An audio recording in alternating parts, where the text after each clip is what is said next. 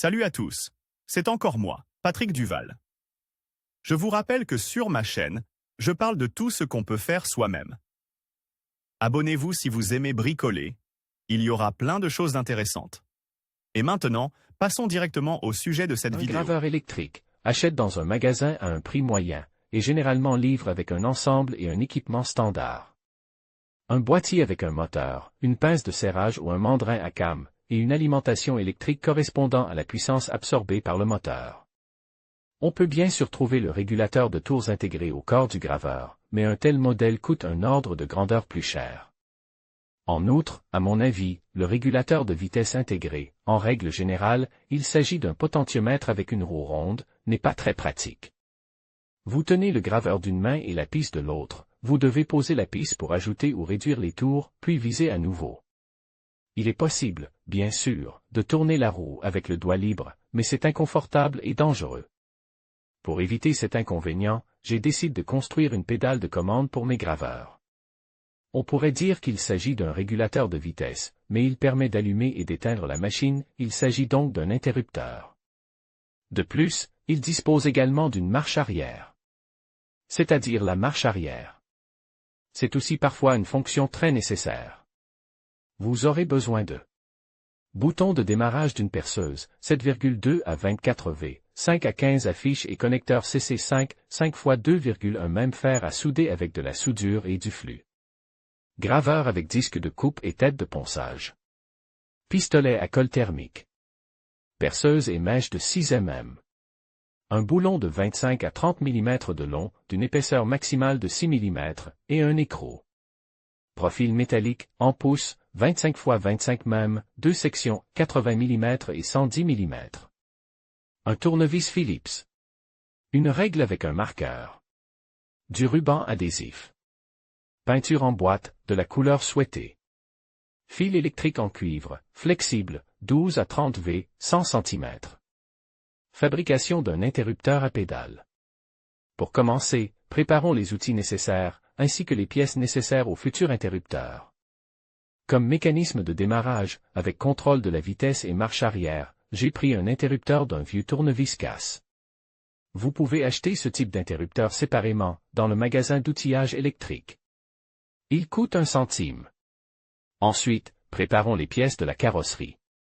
Pour cela, j'ai pris 2 morceaux de métal de 8 et 11 cm de diamètre.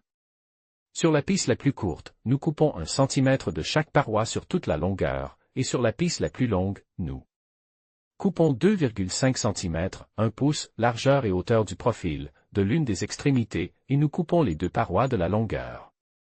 Spécifié, comme ceci, vous devez procéder de la sorte pour rentrer le morceau qui dépasse et obtenir une paroi d'extrémité. Afin d'éviter les blessures, il est nécessaire de meuler soigneusement toutes les bavures après la coupe et d'arrondir les angles. À l'aide d'une tête de meule. Insérez une pisse dans l'autre, les bords face à face, alignez et percez un trou de passage. Introduisez un boulon dans le trou, qui servira de charnière, et fixez-le sur le côté oppose à l'aide d'un écrou.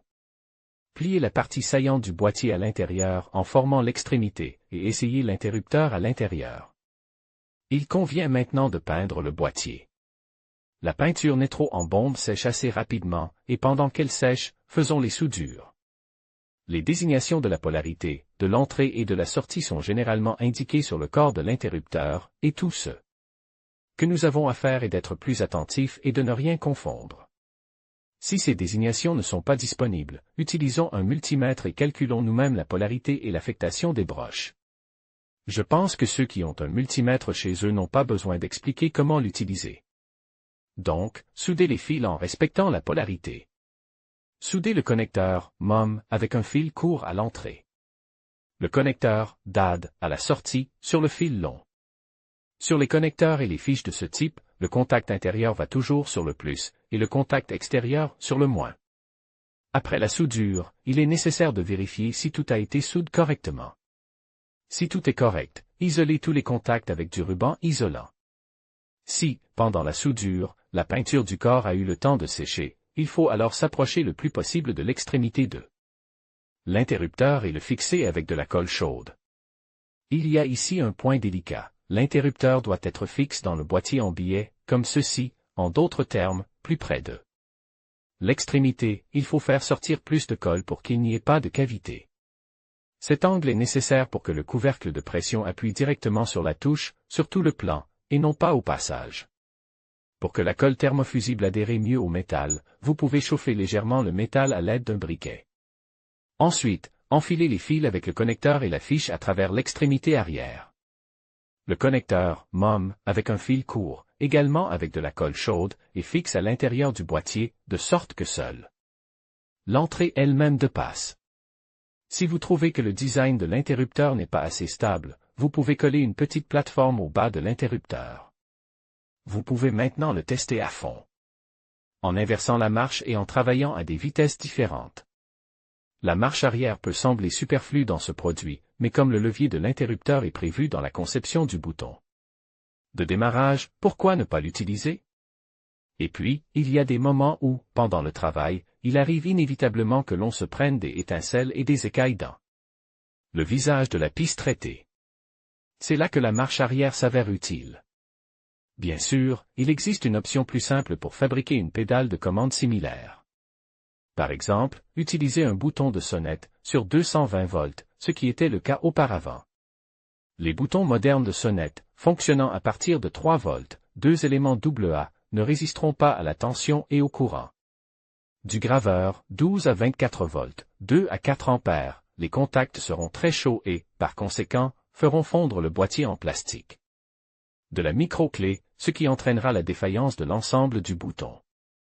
Un tel interrupteur ne permet pas non plus le démarrage progressif, la sélection des tours nécessaires et l'inversion du sens de marche.